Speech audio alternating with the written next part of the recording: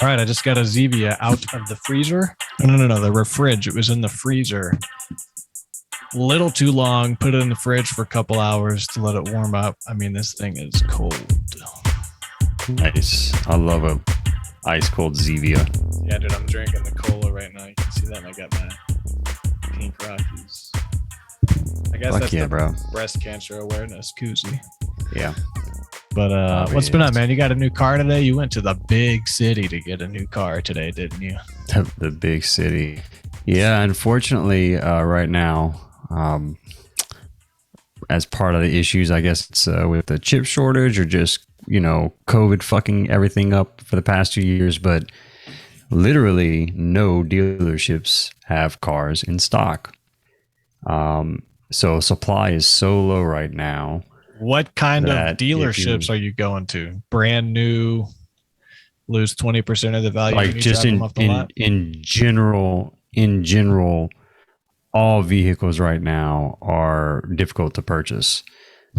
In fact, for a used vehicle right now, you will spend MSRP at least for what they would go for brand new normally. And for a brand new vehicle, you will be spending several $1,000s more than MSRP. Just because supply is so low right now and demand for vehicles is so high. Like if you want to buy a brand new vehicle, in most cases, to get exactly what you want, you have to go to the lot, put an order in for it, and you wait 4 or 5 months for it to come in. Wow. Generally speaking right now. So it is not a great time to buy a vehicle if you're in the market, unless you're in a situation like me where you have to. Yeah. So, yeah. It's classic supply demand problem. The supply is extremely low, so they're gonna market. They're just gonna charge whatever the fuck they want for it. And whereas typically I've never ever went into a dealership and paid even MSRP for a vehicle. I've usually gotten it for several $1,000s lower than MSRP. You have no negotiating power as a consumer right now because of the supply issues. And for those, pretty much any industry that you go into right now, cars or anything else. So it is not a great time to be a consumer with the supply chain issues that we've had and the supply issues we have in this country. But that yeah, sucks. Anyway, that blows. Yeah. And for those who might not know, MSRP stands for Main Street Resale Protocol. So you got to follow these new rules, right? Is that what you're saying? All right. Anyway, but not even a good joke. That's a lot of debt to go into, and we need someone to forgive that debt, don't we, Jesse?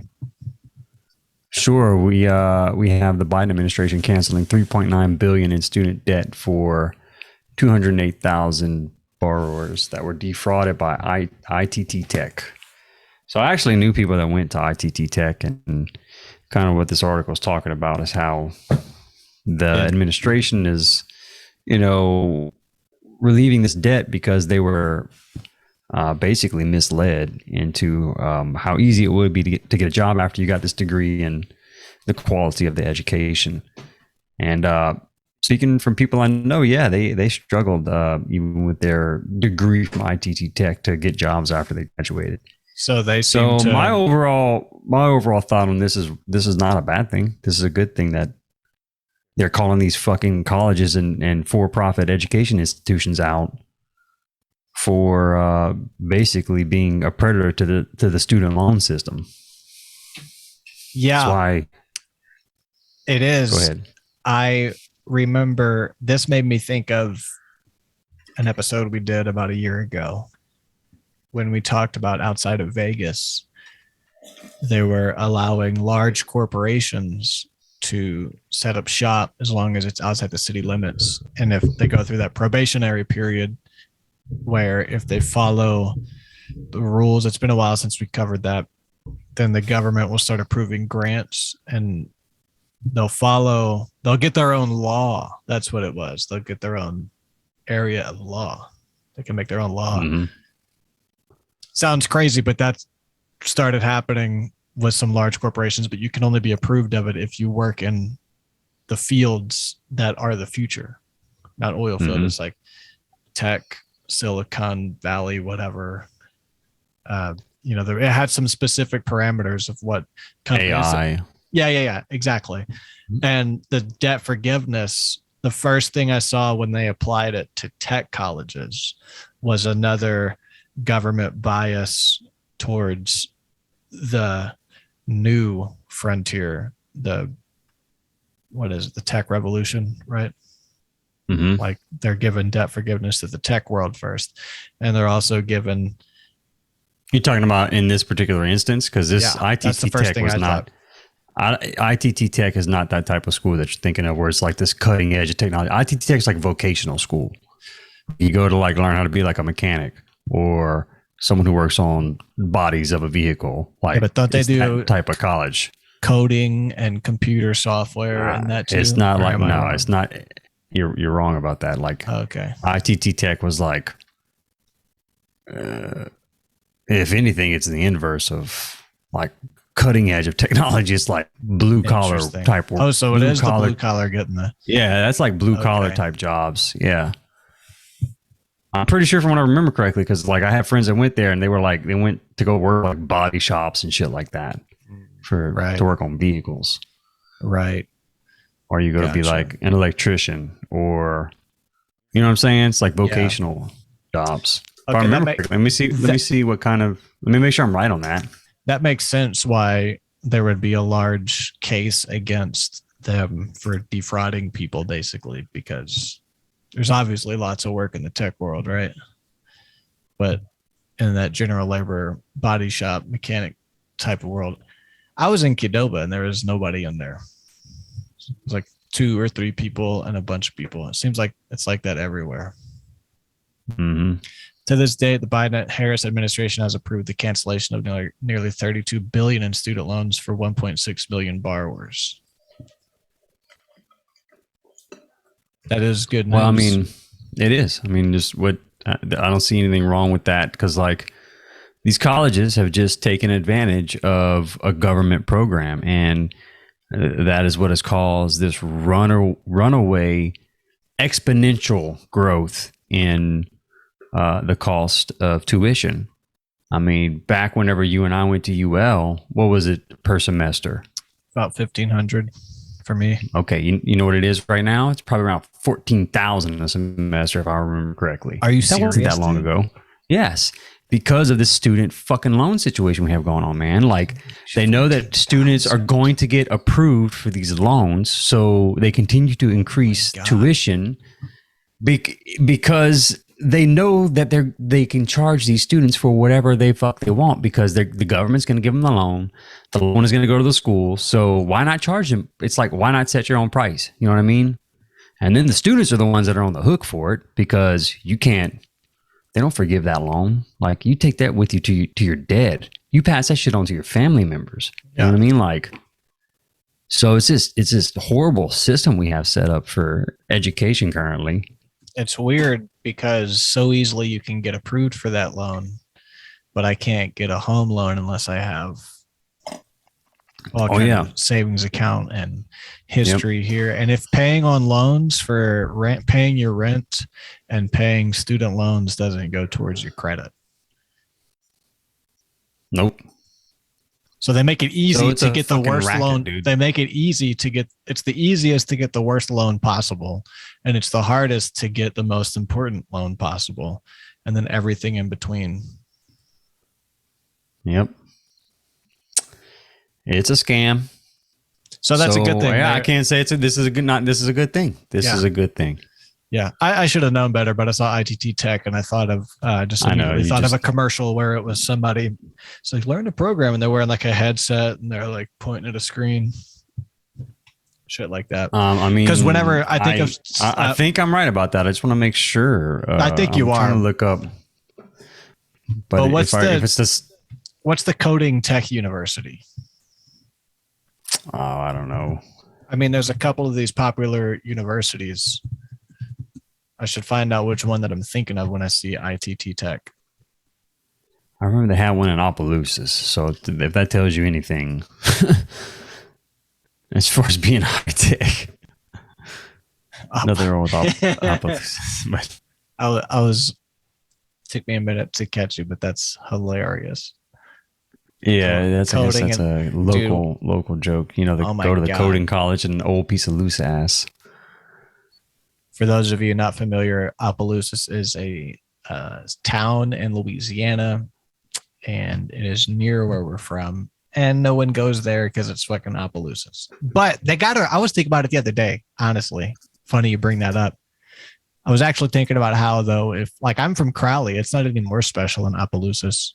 It's totally biased because there's people that are in Opelousas and that's their stomping grounds. But Northeast to me, like that, I just don't ever go there, Louisiana. What do you think they're coding in Opelousas?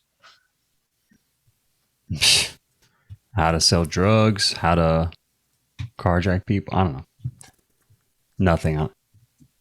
Yeah. Okay, I found a curricula of ITT Tech.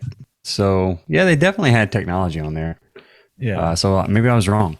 School of Information Technology, Information Systems and Cybersecurity, Software Development, Network Systems Administration, Software Development, Information Technology, School of Electronics Technology, offered Electrical Engineering and Communications Technology, Drafting and Design Technology, Criminal Justice, Criminology and Forensic Technology.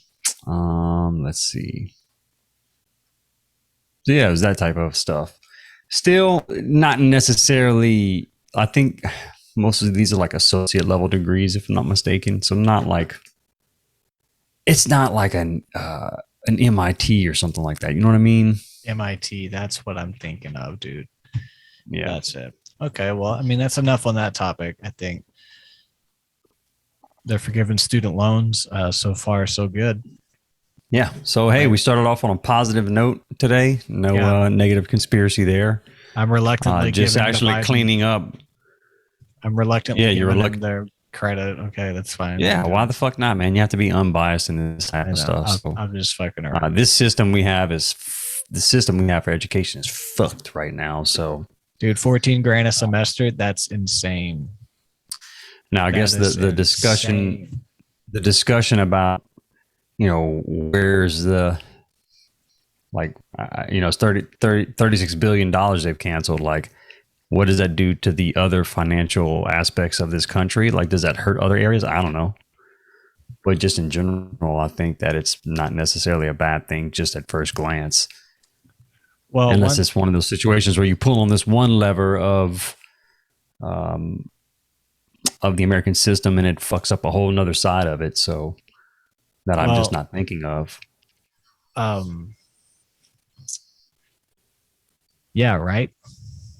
So I'm cautiously optimistic. So that I'll say that's the verdict on that one. Yeah, what would be the negative impact I don't know. of something like this? I always try to think of it from that angle, though, but I don't know what. And I feel like I don't know if there'd be some type of economic impact where, like, hey, you're canceling $36 billion in student debt, but the national debt just went up by, you know, a tremendous amount because of that, and we owe China a lot more money, and I don't know. That's a good point because it's essentially the same as printing money. Right. If the system in some way or another has relied on this debt and the interest to function in the way they've got it to function, then printing money and erasing it would surely have some impact. Yeah, a whole like a crash elsewhere. So I don't know. So I don't know where that missing money will go. And moving on, we had an Air Force captain that went missing also for 35 years. Yeah, that suddenly reappeared in the Bay Area. Wasn't this odd? What's his name? William Howard Hughes Jr. was his name in 86 when he went missing? Yes. This Air Force captain went missing in the heart of the Cold War at the peak of it. And he was very valuable to the Russians, basically. And 35 years later, they found him living. That was in June 2018, June 6, 2018. After 35 years, they arrested him for desertion. And he was living under the name Barry. Where is it? Barry O'Byrne. Yeah, like Barry O'Byrne. In Daly City and San Francisco. That's where he had been for 35 years. So kind of crazy story. Oh, he disappeared in 83, not 86. Okay. After disappearing into thin air in 83, he was wanted across the globe by numerous agencies from the Air Force to the FBI to Interpol.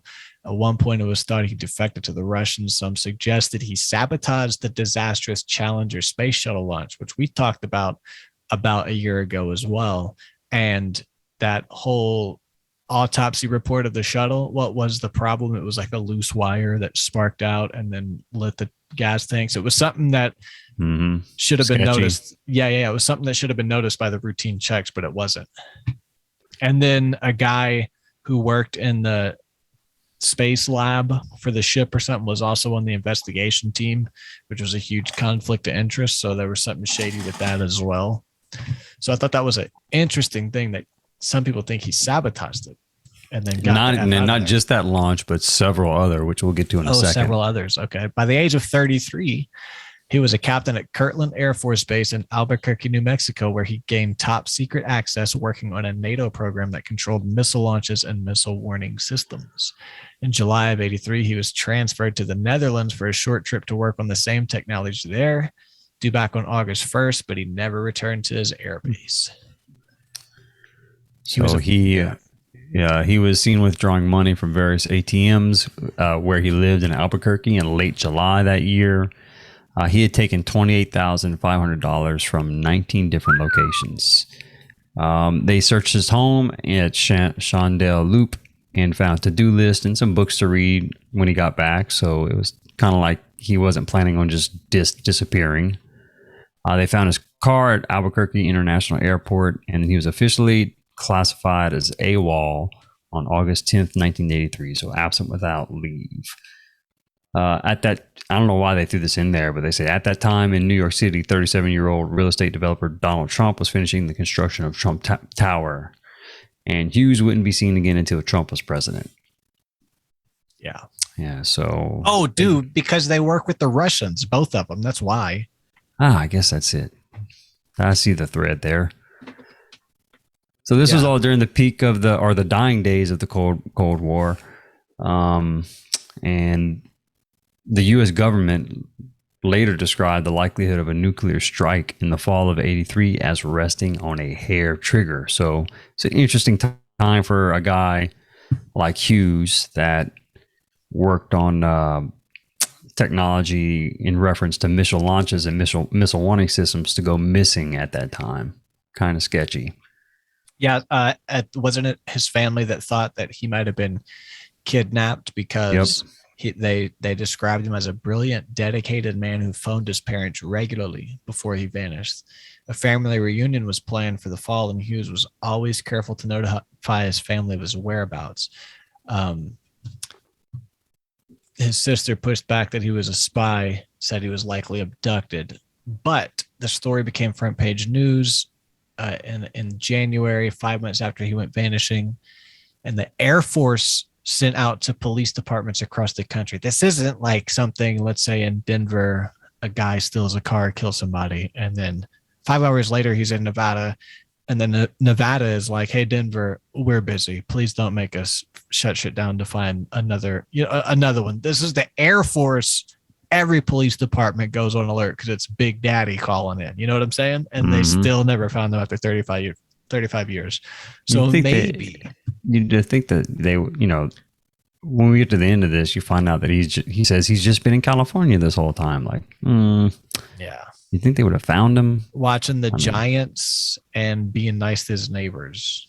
Yeah, I mean, just a normal, everyday guy. He was a Giants fan. He was a super nice guy. He was a Giants fan. Apparently, he'd been there for a while, obviously, because his neighbors knew him. So, but I don't know if he'd been there since '83. But so the interesting part where they talk about the sabotage, what they suspect to be sabotaged missile launches. So they had 3 launches of aircraft with U.S.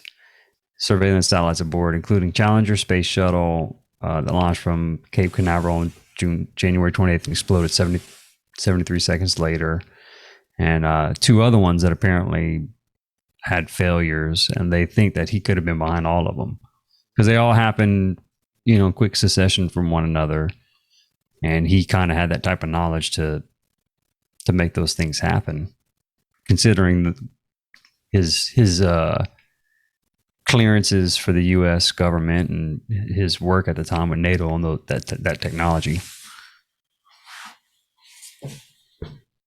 So thought that was interesting. It said that, and it's American and French launches that he seemed to be sabotaged. Interesting. Which are, American and an American ally. So. Potentially, the name is potentially caused by sabotage. The Cape Canaveral Challenger launch. Those failures resulted in the U.S. having no ability to monitor Russia's nuclear deployment. Anyone that was wondering specifically why he would be sabotaging these things, and if he was a Russian defector, those sabotages conveniently really helped Russia. We talked about that a few episodes back as well. There was a connection with the Cold War, Russia's development, and America's development side by side. It's like one wasn't allowed to get in front of the other because Alan Dulles was reporting back to that office in Germany, American stuff. And he was like an intermediary of information. So very well, he could have been one of the guys in the orchestration to make sure America doesn't pass up Russia. Yeah, keep them on the same page. But that was like the Nazis in communication with one another. So what wasn't it? It was Alan Dulles was a Nazi. He was working for NASA, or he was like the Secretary of Trade. He was over here in America working. Dulles was a CIA guy. Yeah, and at that time, his direct superior was Heinrich Himmler. If it wasn't Dulles, it was somebody else, but I think it was Dulles. But I know what you're talking about. How they had communication between the right after the war about between the folks that worked on the Russian space program and the American space program, communicating across the ocean there to make sure one didn't pass the other one up. Yeah, but secretly. Yeah, it was a secret thing. But now it's been proven to be true at this point. So this is a picture of him. After being confronted with inconsistencies about his identity, the individual admitted his true name was William Howard Hughes Jr. There's a picture on the screen that he deserted from the U.S. Air Force in '83. We see him at the gym all the time. Another neighbor, Barbara Laurel, told CNN, but when he works out, he just uses the treadmill and doesn't really interact with anybody. Tim was assumed to be retired by his neighbors and known for little beyond his devotion to the Giants. He looks like a Giants fan. I could see him wearing a hat and not really watching the game. Just kind pretending. Just being there, eating his hot dog way too slow. Way too slow. When he was arrested, he was taken to Travis Air Force Base in Fairfield. There, he told investigators he was not a spy. He claimed he became depressed about being in the Air Force back in '83, so he simply left, changed his identity, and lived in California ever since. Seems possible that Hughes' wife didn't know his true identity either. San Mateo County Court records reveal that the woman, who took his fake last name, filed for a marriage annulment 2 months after his arrest. Why did Hughes not just resign his commission of the Air Force? What pushed him to change his identity? Yada, yada. The pressure of working with NATO during a time of nuclear threat is no small burden. What do you think, Jesse? I think it's weird that, I could totally see that it's possible that if I was just trying to imagine myself in his shoes, like, yeah, maybe I would want to just take all my money out and disappear because I don't want to deal with trying to untangle from that mess. I'm sure with all those security clearances, it's not easy to get out of the system, so maybe the easiest thing for him to do would be to take all his money out and hide. But I'm also skeptical that, the Air Force poured their resources into this and they weren't able to find him and he's just been in California this whole time. Like, I don't know. Yeah. And I also think that the failed missile launches, the failed launches of the surveillance stuff for the satellites is strange too. So I don't know. Yeah. And who goes to California when you're trying to hide? Yeah, it's the worst place. When you go like Montana or something like that. Yeah, and if you, or maybe if you're playing a numbers game, if you're 1 in 1,500 million, maybe that's better to not be noticed, hide in the open, you know. But Yeah, also, last question. But I forgot my question, so I'm stalling. But fucking, you know, I mean, who does that? So, fuck yeah. This guy does. I forgot my question. My last point. But speaking of things disappearing, let's talk about Trump making a bunch of files disappear. Files potentially related to nuclear. Yeah, this was his the FBI raid basically that recently happened. Classified documents relating to nuclear weapons were among the items FBI agents sought in a search for former President Donald Trump's Florida residence on Monday, according to people familiar with the investigation. Experts in classified information said the unusual search underscores deep concern among government officials about the types of information they thought could be located at Trump's Mar-A-Lago club and potentially in danger of falling into the wrong hands. Merrick Garland said Thursday he could not discuss the investigation, but a public statement from the Justice Department, he announced he had personally authorized the decision to seek court permission for a search warrant. So Merrick Garland, that's your boy. Late Thursday, Trump said on social media he agreed the document should be made public. In another post Friday, he called the nuclear weapons issue a hoax and accused the FBI of planting evidence. So Trump has like released the search warrant. This became a thing, wanting the search warrant released. I don't know why. Yeah, we want to see like what gave them. I mean, this is unprecedented that they're raiding a former president's home, and basically want to see like what was your like. You have to have enough, I guess, evidence of wrongdoing to warrant you to actually sign that search warrant, unless it's because of political motivation, with either trying to get him out of the 2024 race or to disrupt the midterms that are occurring in November. So that's the big hubbub about the hubbub. Yeah, that's what this one's called, the big hubbub. Yep. About the search warrant and seeing what was listed on the reason, I guess, for issuing it. So that would make a lot of sense if they did force this warrant and it's all political theater to disrupt the election, because they don't want him to run again. Like clearly they're doing everything to, it's not about the truth. It's just they have an agenda. Do you know what I'm saying? That's what I'm saying. It's obvious they have an agenda. So that would make sense why they don't want to show the arrest warrant, provided they do have this agenda, because they don't fucking want people to see the obvious that they shouldn't have fucking searched. But maybe they should have. But you think we'll ever see what they found? You think we'll ever know anything? I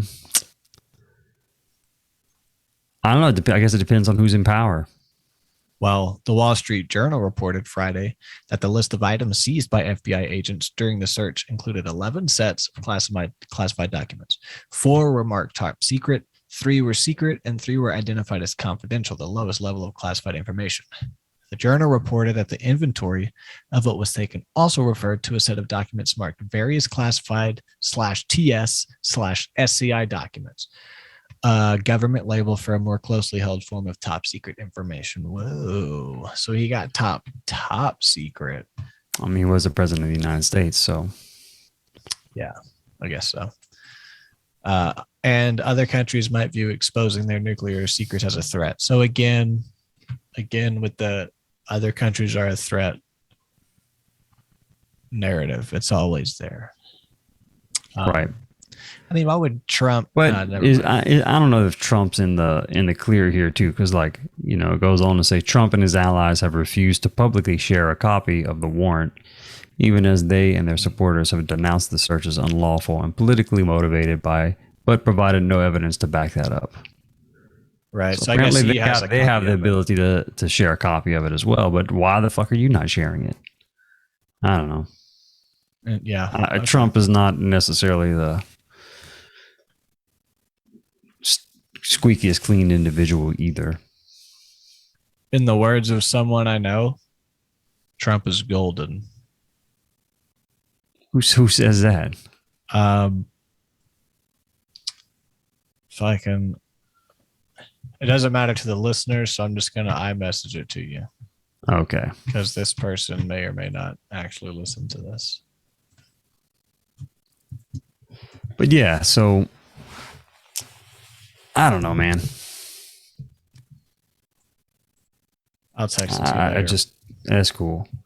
If that is true, one former Justice Department official who in the past oversaw investigations of leaks of information said the type of top secret information described by the people familiar with the probe would probably cause authorities to try to move as quickly as possible to recover sensitive information that could cause grave harm to U.S. security. Quote, that is true. It would suggest that material residing unlawfully at Mar-A-Lago may have been classified at the highest classification level, said Dave Loffman, the former chief of Justice Department's counterintelligence section.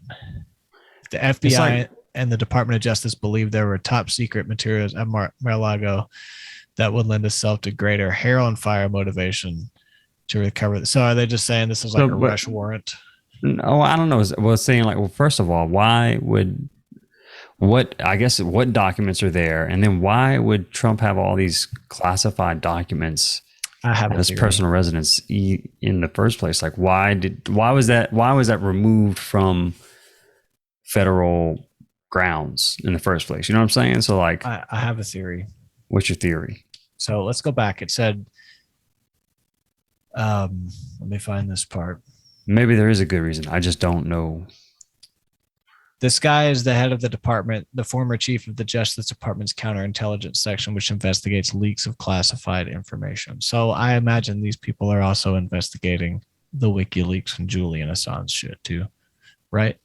Sure. Their department. Absolutely. So all I'm saying is Trump is a journalist and he's got information that's good for the world and he's trying to do the right thing right now. And he's getting sidelined just like Assange, just like Chelsea Manning, because he's actually a good guy and he's a journalist. Trump's a journalist? Trump's actually a journalist. This is him being a journalist. Okay. You being serious? That's why he has all these documents, because he's a journalist and he found them and he said, I care about the people and I gotta get these. I bet he starts meeting with Assange and Assange teaches him how to zip it and save it on a hard drive so he can, you know what I'm saying? It's too late now. The FBI has it, so that's not happening. Well, he might already met with Assange and they encrypted it into blockchain. They used Filecoin. Filecoin to... Yeah, so I would invest in Filecoin because they're going to blow up once they become the harbingers of the next WikiLeaks. Yeah, harbingers of truth. I could be wrong about that theory. Likely wrong about that theory. But it's a fun one. I see Proud Boy's name here. Yeah, so there was after all this happened, it started radicalizing Trump's base further. And this is about the guy that showed up with the gun at the FBI office. Okay. And you got mentally ill people doing shit like this. That guy's name is Schiffer, right? Something Schiffer. Ricky Schiffer. According to another law enforcement official, agents are investigating Schiffer's possible ties to extremist groups, including the Proud Boys, whose leaders are accused of helping launch the January 6, 2021 attack on the U.S. Capitol. Maybe that's why the last episode did so bad, was because it might have been the last episode where I was like, I don't know if I give a fuck about the attack, if it was really that big deal. And then everybody tuned out and then reported us, so they're shadow banning us. I'm sure that's what it was. This is what this guy wrote. He said, people, this is it. The message reads, he posted it on a person Truth using Social. Schiffer's at Truth Social. Trump launched Gitter and then another one because Gitter tanked. He said, people, this is it. Leave work tomorrow as soon as the gun shop / Army Navy store / pawn shop opens. Get whatever you need to be ready for combat. We must not tolerate this one. They have been conditioning us to accept tyranny and think we can't do anything for 2 years. This time we must respond with force. I have less than a minute on the session. I'm going to stop it and send you a link. All right. Well, actually, I got to go feed Lily. So stop it, and we will Pick back up. resume as soon as I shoot you a text. Okay. All right, I'll be back soon. So, yeah, I don't know why Trump would have all those types of classified documents in his personal home anyway. So does that make it right for them to raid it in the manner they did? I don't know. Probably not. Well, like I said, I think he was just being a journalist, because if we move on here. You think he's being a journalist? You think he's going to release the I mean, if he was being a journalist, why hasn't he released the contents of those documents in the first place? If he found something that was damning of the system or people inside the system, why wouldn't he have just released the info by this point? Dude, I'll be honest. Why was it being hidden in a safe? When we were on our break just now, Mm-hmm. I had the answer. It's gone. So people familiar with the probe I think this is going to trigger my memory, said it is focused on whether the former president or his aides withheld classified or government material that should have been returned to government custody early. He took this material and he didn't return it. Okay. The people, because he only cares about the truth. That's what I'm saying. This is the truth. All right. So the people who also spoke on the condition of anonymity to discuss the investigation said that as authorities engaged in months of discussions on the subject, some officials came to suspect the Trump team was not being truthful. And that's exactly what they say about journalists.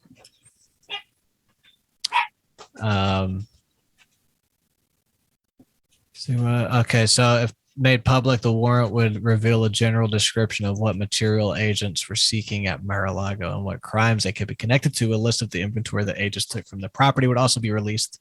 Details could be limited, however, if the material is classified. So that answers the question from earlier. We're probably not going to see anything. So could Trump, what this article is also saying is that Trump could also himself make the warrant public, right? Yeah. So it seems like neither side wants the warrant made public. Yeah. So is Trump's side? I'm confused. I don't get what's going on, and we're probably the worst source for this story because I'm joking too. I don't think he's being a journalist. So no. Okay. I'm not even talking about that. Okay, that joke didn't I'm just saying, like I thought it would. Like you weren't laughing your ass off, so I was like, damn. I couldn't tell how serious you were trying to be. Okay, I'll try to sell it harder next time. Yeah, I can't tell with you sometimes whether or not you really think these things, whether you really think these things or not. Like we're in the conspiracy realm. No, I don't think Trump's being a journalist. So I don't know, dude. But no, regardless of that, why are they? What's the big deal about the warrant being made public or not? Like both sides. Both sides are saying that the other side could make it public, and it's going to really show some damning details. Like Trump's side, I guess, is, and correct me if I'm wrong, I'm just not understanding this well. Trump's side saying that they didn't have good enough reason to raid his home, right? So make the warrant public. The other side saying, well, Trump and them aren't wanting to make the warrant public because it's going to release information about the crimes that they are implicit in. So it's like they both want the same thing, and they're just giving different reasons for it. Is that correct? Like neither side wants the warrant made public. Am I correct in saying that? I'm not following very well. You are correct in saying it, but I think you're wrong in assuming Trump doesn't want it public. Just because he hasn't released it yet doesn't mean he doesn't want it public. But we know the FBI doesn't want it public because they actively have not released it. Trump's playing games. So my thing is, your whole question is what's going on and what's the point here? And I think it might just be another. I think it's political. Trump was right about Russiagate being a hoax. When he called all that stuff being a witch hunt, when he was saying all this stuff was a witch hunt, he was right about some things. You know what I'm saying? Yeah, he was. And this is another one of those things. Maybe he's right. Maybe it is a hoax. Maybe they did have a reason to go in there and get documents, but it's nothing that's going to get him impeached. It was just enough for a warrant. And then the media. So maybe he's playing a game with him in the first place by keeping the documents, saying that, well, I'm gonna I'm going to keep some unimportant documents at my home and see how far they want to take this, whether they're going to actually, I don't know. Maybe he's not. Because, backing up to how the Democrats propping up right wingers in the midterms. Right. So they can run against people that they can beat. Not just right wingers, MAGA specific right wingers, right? They did that with Trump and they lost, and they're doing it again and they might lose. And Trump might know this is another battle they're going to lose. He might be throwing dogs a bone by keeping these documents that he knows aren't that bad, but they're going to come search and get it. But they're playing the media game because this is all good for people voting. This is fuel for their narrative fire. Everybody's talking about how Trump's documents, Trump's bad guy documents. No one's talking about any of the other documents. Hillary Clinton just made hats that says "but her emails," and they're selling them. They're sold out. Did you see that? She's selling hats that say "but her emails." Just as all a game with people that are just reacting to these catchphrases. They all have documents that need to be searched. And if you say "but her emails," like, why do you care? Back to people flying the Ukraine flag that never cared about the war the last 20 years. It's people who are flying the Trump's documents flag, and they never cared about Clinton's documents or Obama's documents. Right. All of a sudden, they care about documents. That's so now, so now Hillary's coming back with "but her emails," so that when you say that, you're just a joke, So this is all working in everybody's favor in a really weird way. Yeah, you're right. Like this kind of scrutiny is coming down on Trump, I think, specifically because he has all of the establishment media, all of the deep-rooted government players that have been in the game for 20, 30 years, all rooting against him. Yeah. And, if I'm Trump, I'm also thinking bad publicity is good publicity. So if you're not in actual danger and the news can't stop talking about you, you're the biggest name in the world at all times. I think Trump loves being the biggest name in the world. Yeah. I mean, his story is a WW. I don't watch WWE, but it's all about the story there. That's why people like it, because they're fucking, I don't know. But when you're talking about media, and because if you can control the narrative, you can control people's minds and you keep them fighting. It's that simple. So all they need is a narrative. They don't actually need documents to prove anything. Trump doesn't actually need to win a court case. They just need narratives. You know what I'm saying? They just need they got the Lysol and then Trump has the lighter and then they blow the flame and all the people are like, the flame. Does that make sense? Yeah. So it does. I don't know. That's the way I see it. Well, speaking of the flame, extreme heat has uncovered lost villages, ancient ruins, and shipwrecks. Good segue. So I didn't even mean to set you up. It just happened. I was just reading the headline off my Safari tab and went into it.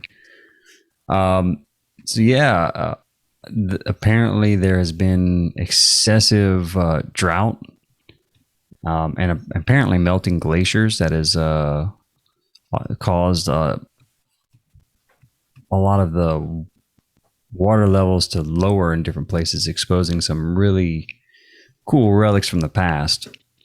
And this article just kind of goes through all of them. So one of the first ones is in Italy's River Po. River Po. It's the longest river in Italy. They have wreckage of World War II ships, which are pretty cool to look at here.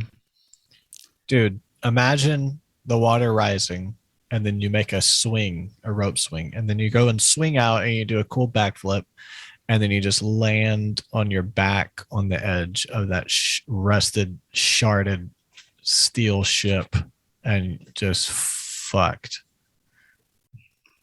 Broken for the rest of your life from that. Dude, it would be so bad. I mean, it's right there in the river. All you got to do is just right there on the river bank, basically. Yeah, man. All you got to do is all I'm saying is this thing couldn't have been that far underwater, huh?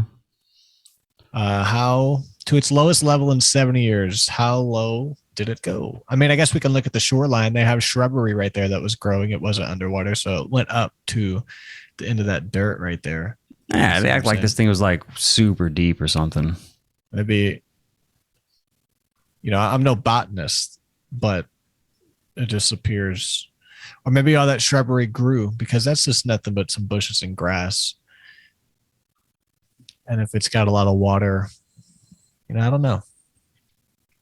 Yeah, it just doesn't look like it dropped that much. But anyway, yeah. And what's this fresh thing on the left side of the boat? Can I zoom in? I don't know, man. I think these are dang. Damn. Look how clear that picture is. Looks like trash bags. Trash bags and a water bottle up there. Like somebody had been using it, like a homeless guy. A fucking homeless guy's been living in this. Bro, they fucking infect everywhere, bro. River Po with the Po people in Italy. Yeah, that's where the Po people live. Okay, that joke has probably been said a million times.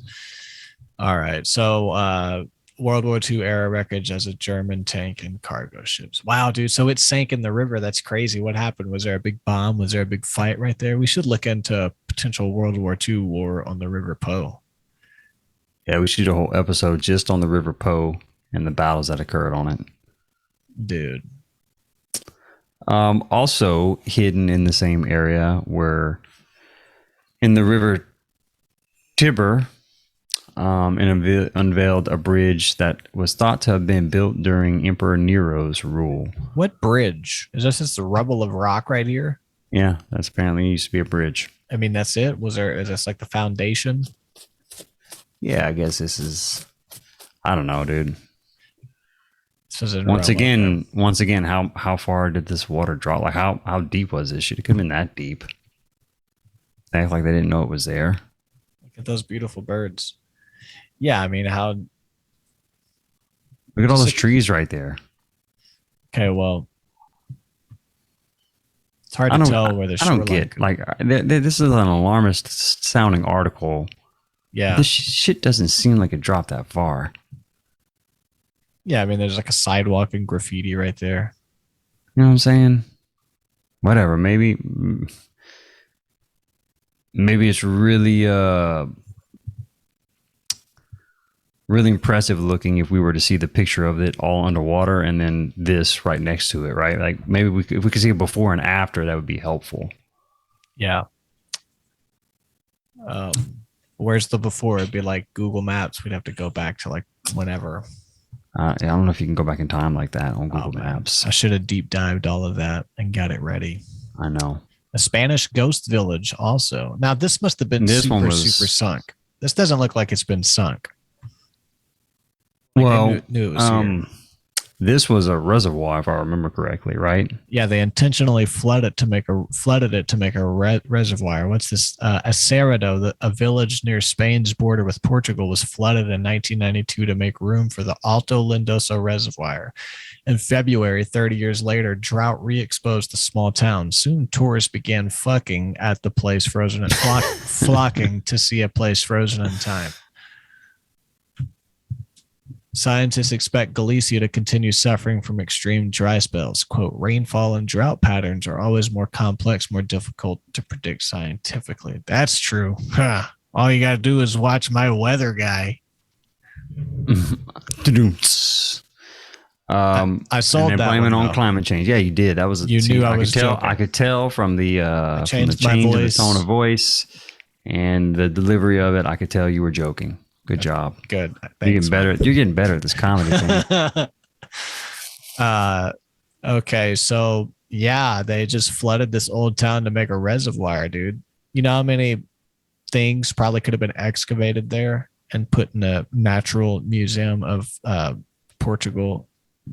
I mean, this was a town that they flooded in 92, so it's not like it's some ancient city or something like that. Look at this thing, man. It's like clay houses.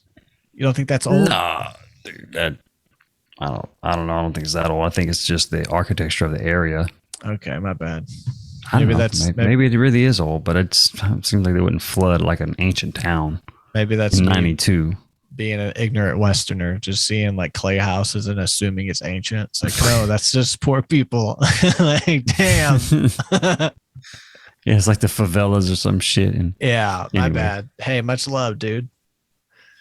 I grew up in a Lake. trailer, so I can Hey, hang. me, I did too. Really? Double wide, baby. In the crate of my double wide trailer. Grim Discoveries. I thought that was an obelisk. It's a boat. It's a boat. I did too at first when I first saw it. It's a boat with its butt end buried in what looks like Now, super hard Lake Nevada Mead, dirt. that shit does look pretty extreme at Lake Mead. Dude, this ancient power boat right here. That thing's got to be at least 2,000 years old. Look, this old anchor, dude. Yeah, so basically, they also found a body in a drum. What? Yeah, you didn't read that? They found a body in a drum. Sure I did, but why don't I remember that? I think they skimmed over it. I'm having a vague memory. Yeah, I saw some other pictures of Lake Mead. That shit does look pretty extreme. I mean, look, it's pretty significant. Like Travis and Austin started to really go down when I moved there. Big spot. Really? It was a real big lake, and I don't know where it is now. So this is Lake Mead, the reservoir at the iconic Hoover Dam. Gosh dang, has shrunk to a fraction of its former self. What was that explosion at the Hoover Dam? Some weird stuff happened recently. The Hoover Dam, isn't some weird stuff in the Hoover Dam? No, it's just Hoover Dam was generators. Generators like below the Hoover Dam. Maybe so, possibly. Maybe in this maybe in Lake Mead. You ever been to the Hoover Dam? It's a pretty impressive sight. When I was a youngling. Me too. I was a young one. Visitors. But yeah, they found a body. Let's see. Human remains discovered at the site include a body in a barrel, according to the U.S. National Park Service. The cause of death is under investigation. Obviously, it's a murder. Obviously. So, do you think they put a live body in a barrel and then threw the barrel over the side? It's probably a dead body, and they threw the barrel over the side and hoped it would sink to the bottom of Lake Mead. No one would ever find it. Well, I mean, if you're gonna murder somebody, right? Wouldn't a sick mind put him in a barrel alive? I mean, that's a really brutal way to make someone go, though. Can you imagine being stuffed in a barrel where you couldn't move your arms or legs or anything and thrown underwater? Like that is, dude. That's got to be one of the worst ways to go, right? Have you not watched Breaking Bad? Have you not watched Ozark? Have you not watched Game of Thrones? Yeah, people in power who got fucked too many times by nothing people, they make examples. You know what I mean? Sure. So it's not out of the realm of possibility that somebody said, you know what? That's not even making an example, because the only person that knows that, I mean, like you and I are sitting here discussing whether this dead person in a barrel was alive or dead when they were thrown in there. It doesn't fucking matter. Like, it's horrific either way, but you're not really making you're making an example, like when you like cut someone's arms and legs and head off and you like, staple it to the fucking roof of your enemy's house or something like that. That's an example. But, well, Nacho in Better Call Saul just beat a guy up in the back to make an example. He didn't go that far. Maybe the drug lord who murdered this person took one of his grunts out with his right-hand guy and made an example to let him know what happens when you don't. I can see that. Bring Poppy, so he made an example. We're gonna stuff this motherfucker in a barrel. I'm going to hear him scream as he sinks to the bottom of Lake Mead. Man, it's such a horrific way to go. Yeah. Anyway, that took a turn. Sorry, guys. What else did they find? Shackleton's wreckage. Wow, I did that with a girl recently, and let me tell you, I'm not the kinky type. Anyway, I should have sold it. Let me tell you. Anyway. I get it. Okay. The exact whereabouts of the famous explorer's ship, Ernest Shackleton, his ship Endurance, was long unknown. It had been trapped and crushed by thick Antarctic sea ice in 9/15. That was one that sank on the search for the Northwest Passage. I read a book called The Man Who Ate His Boots, The Search for the Northwest Passage. It was all about Admiral Byrd and then the other big name when they were trying to find the Northwest Passage. But as I'm getting deeper into the world these days, I realized there was actually a search for the Hollow Earth. That's why they were trying to go up to the top. Okay. And the big icebergs, they would talk about their experience because it was like Admiral Byrd's journal. There's a second guy. So they would go out to check the land they landed on just to go look. They land somewhere, they got to go look. But it's so bad that if you lose sight of the ship, you won't find your way back and you'll die super soon. So guys would die and they would find their bodies. And one guy was eating his boots. He survived by eating his boots, like one of the survivors. Just eating the leather off his boots. That's gross. And then you also had to not get stuck between ice sheets because they would just close in and slowly crush your boat. There's nothing that could happen. So it was really dangerous for them to trek deep in some areas. They had to be wary of tides and when all this stuff is going to close in. And there was like accounts of one boat closing in and everybody had to get off it onto the other boat and a big clusterfuck. It's very limited exploration. And it was all just to save money transporting pepper across the world. Like, why would you even want to if you found the passage, what then? You start shipping stuff through crushed up icebergs that take all your stuff. It doesn't make any sense, really, just to ship pepper and silk. And they must have been looking for something at the pole, man. They were looking for Hollow Earth. They found it. Yeah, so this is a ship, regardless of all that, this is a ship found from what is the search for the Northwest Passage. Still looks very neat. It had been trapped and crushed by thick Antarctic sea ice in 1915. Their 35-day mission was tough. The team had to navigate choppy waters and still quite a bit of frozen hazards despite ice extent being below average. Using an autonomous vehicle, the wreck was found more than 3,000 meters underwater. Wow, dude. Imagine having been on that boat. And like, you didn't get shot or nothing. You're not also dying while it sinks. It's like you're totally alive. Sinking. And you're fucked, and it's so goddamn cold, and you just want to go home. I think you hypothermia first, and then and then you're fucked, dude. What a terrible way. Horrific. Then they found this garden in at a historic home in central England. So apparently, the way this worked, the ornate landscape was grassed over, and because the new lawn has shorter roots, it burns more quickly. Whoa. So even though this was all grown over because of how hot it was and the drought, it revealed these really cool ornate patterns. From what year did they say? 1699. Pretty wild. It looks awesome. Yeah, it's very this reminds me of something. A video game.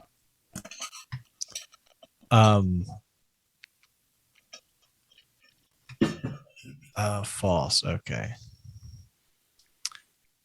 I saw this thing floating around the internet today about the Devil's Tower in Wyoming was recently discovered to have a large root system below it, as if it was a massive big tree. But I think it's bullshit. Yeah, that rock face. I know what you're talking about. Yeah. That people always think is the trunk of a tree. Yeah. Yeah. So that's what this reminded me of, but this is pretty cool. No, that's legit. Yeah. I want a cake like that. I want that printed on, and I want my cake the shape of it. I don't want it perfectly rectangle. I want it proportionally, a bigger rectangle on the other side like it does. I want that on top of that edible sheet.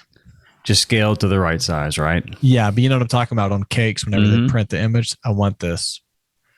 Okay. For my 80th birthday, I want Chatsworth house garden is what you want. That's what I'm going to start doing for my birthday. It's such a specific request. I want the Chatsworth house garden printed on my next birthday cake. What the fuck are you talking about? Just such a specific request, and just show them this, picture, and they're like, "What? Okay." It's like it'll have like dead looking garden. It's fucking dumb. Dude. Fuck yeah, dude. Every year for my birthday, I think I'm gonna start doing that. I'm gonna get a cake for myself with the cool ass picture on Super obscure though. it. just something cool, man. That's gonna be awesome. Anything else in here that was worth a shit to look at? Yeah, two more things. They had the Old city of Iraq, the Kemoon site excavations in Iraq from 1550 to 1350 BC during the Bronze Age. It doesn't look like much. The picture, it's like some rubble. It's like a stony part of the beach, you know.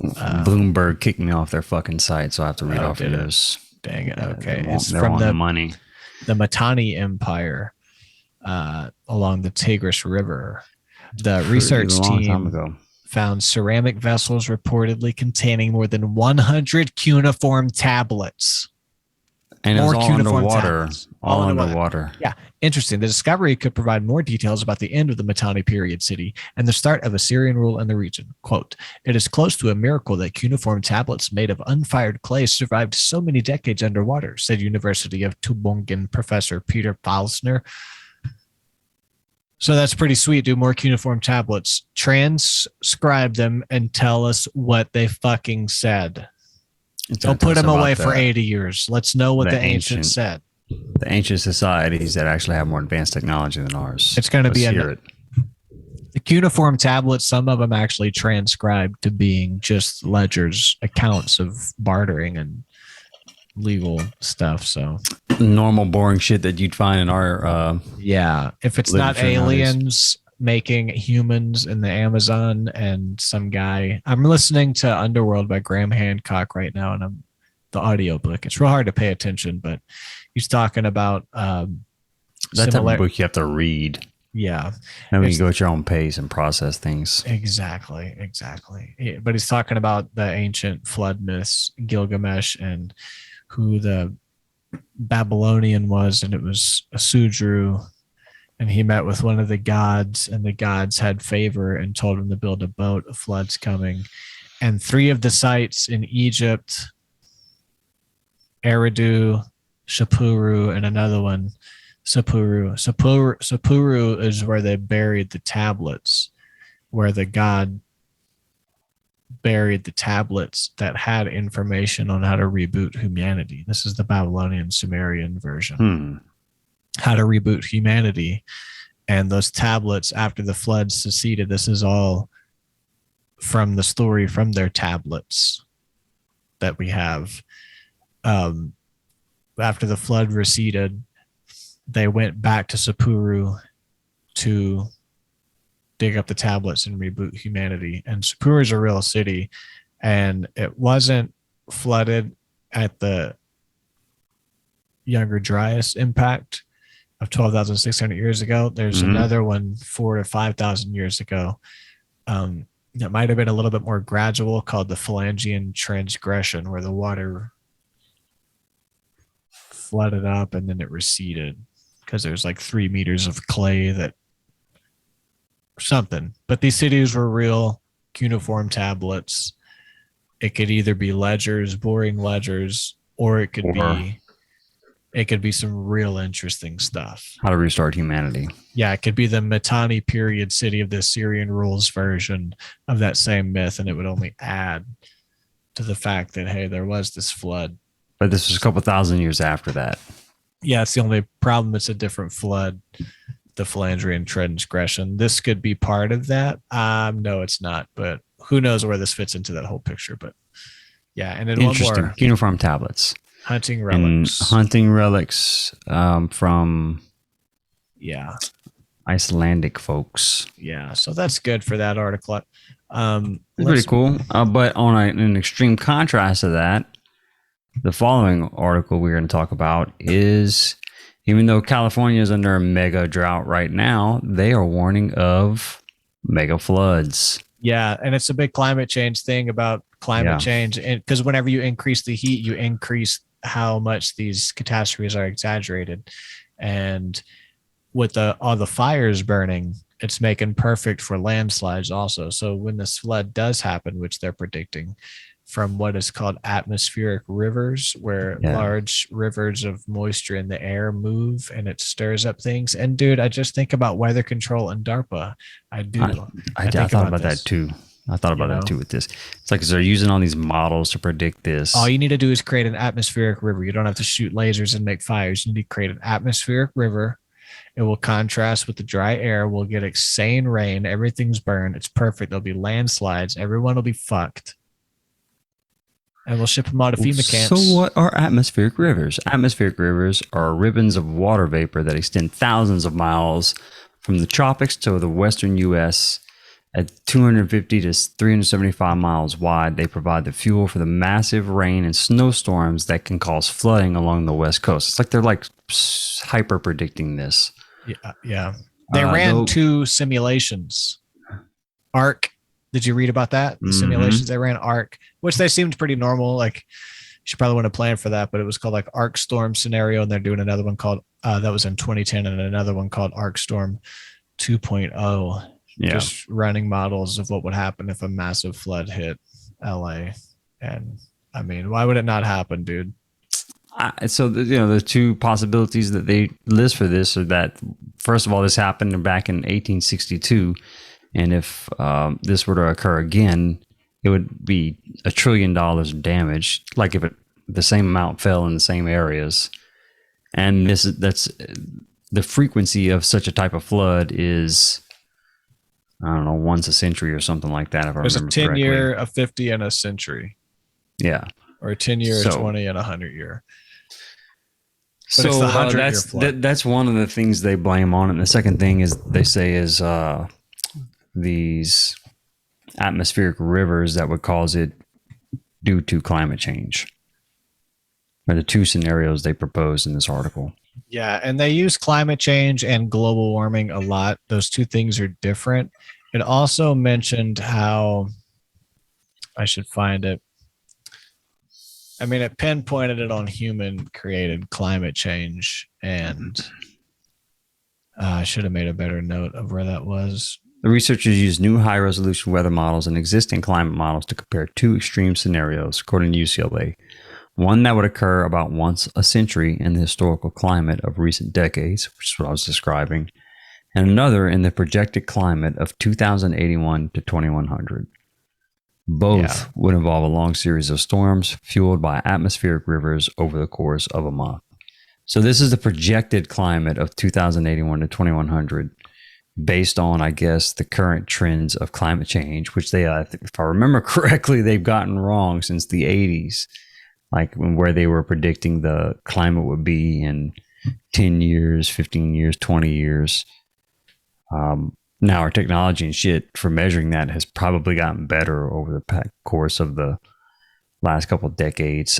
I just think that the climate is such a complex model to predict. They have no idea what the projected climate is going to be in 2081 to 2100. So yeah, and I would encourage everybody to watch Randall Carlson at the very beginning of one of his episodes with Rogan, because he shows a chart of climate change over the last 150,000 years, and it's based off of the deep inland Greenland ice sheet core sample. They didn't take a sample from the edge of the ice sheet where it melts and recedes and comes back and it's not fresh. They went to the deep where it's always frozen, and they got raw data back to, and the climate fluctuation is very regular, and we're within that regular fluctuation, but it's increasing. It's like a stock, you're going up, but you're still within the range that it's been doing for the last 150,000 years. And then it shows hard ups and hard. That was way before fossil fuels.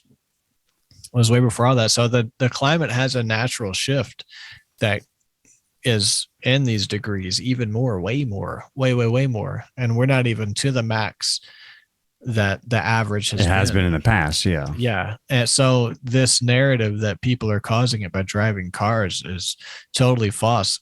We're right within the range that the climate fluctuates all the time. It's the hard peaks that are going to fuck us, and you can't blame it on cars, because there's also science. I'll just finish with this, that the amount of carbon dioxide that plants can process is way more than the amount that we're putting off from cars every year. So they have no problem processing that. It's really not us doing this.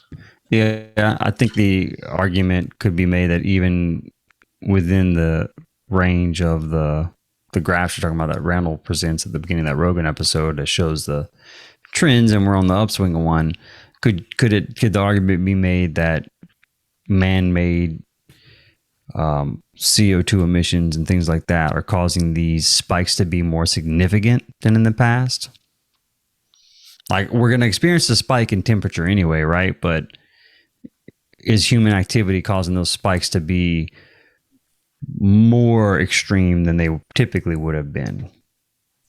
You know what I'm saying? Where temperatures are rising at a rate faster than what they would have done 10,000 years ago. Maybe in a short term, like if you're right in the short term, right? Like it's all relative within the swing of the trends, but it's hard to tell in the 150,000 year trend because we're still maybe in the short there be a peak in some areas where there's a lot of smog and there is gas and things. That's just my theory. I'm just answering your question. I don't know. No, I get it. Neither one of us are smart enough to answer that. I was just curious. I mean, cars definitely make the air dirty, brake dust. You can measure that. But when we're talking about the climate of the world and what's happening, cars aren't making the ice caps melt. Climate changes, and it's a natural fluctuation. Until further notice, there's no reason to put it on people driving cars to the point where we got to pay a tax for it. Like, fuck that. Go fuck yourself. Allow me to resist that without being a fucking right-wing heretic over here. You know, we don't need to pay a tax. It ain't cars causing this. But there is, to wrap it up real quick, we got climate change, the first animal extinct in Australia. That's a virus from China. First animal extinct. What are you talking about? Sorry, there was another. It was the Bramble K. melamus climate change ravaged rodent listed as extinct. An Australian rodent that went extinct. It was basically a rat in Australia. So nothing really to cover there, but it was something I found. But I think the last article we have is the Langya virus in China, right? You heard it here first, folks. You heard it here, folks. Before I don't think it's going to be a big deal. It's just transmitting between animals. There's no transmission between humans yet. Well, humans have caught it, but there's no transmission from human to human at this point. Langya virus levy was found in 35 patients in the Shandong and Henan provinces. Fever, fatigue, and cough. Dude, Shandong, I pronounced it right. Shandong and Henan. No, you're like Shandong. I just pronounced it, dude. I just pronounced it the way it's you put a little Asian twang on that voice. Racist motherfucker. Dude, I'm just reading the way the words are, man. Yeah, you're like, well, it's found in 35 patients in the Shandong and Henan provinces. I'm sure if people are listening in China, they appreciate it. Like they know what I'm talking about. Yeah. So I'm going to try to wrap this up in the next 60 seconds because the timer's counting down. Oh, shit. All right. Let's do it. Should I start another one? I probably need to wrap up soon for the night. Right. So let's. That's basically it for the Langya virus. It's an animal virus. Not a big deal, but it's the latest out of China. Keep an eye on that. Also, listen to our bands. Thanks for tuning in. If you made it this far, you're one of the few people that know about the first animal extinct from climate change. The Bramble Bay.